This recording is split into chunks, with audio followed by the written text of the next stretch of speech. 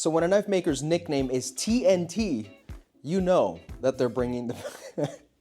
I can't... The last part of that was supposed to be bringing the boom, and I just can't. Anyways, today we're talking about the Big Bang. This is Tony's debut folder with We. It's got some really interesting features going on, but before we dive into the knife itself, let's talk a little bit about Tony.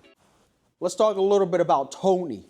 This first rudimentary back is a fucking shit show. So Tony's been making knives since the age of 14. So while most of us were trying to figure out how to microwave pizza rolls, he was learning the art of knife making. Now over the years, Tony has honed his skills, blending a deep love for design with a background in material science and engineering. And you can tell with a design like the Big Bang. For starters, we got a beautiful hollow ground 20 CV blade. The handle features this really cool fluted chamfer milling that's kind of unique to Tony. It gives the knife a kind of integral look without it actually being an integral, which is just really sweet. The thumb studs feature this really cool milling pattern on it as well, which is a little bit of an interesting learning curve to it, but once you get it, the action is just so good. There's so many little details on this knife that kind of make you think, how did this guy come up with this? What I think makes Tony stand out is just his level of care for each one of his pieces. Whether it's his custom work that he's been doing since his teens or his production work, you can tell that it's a mix of precision,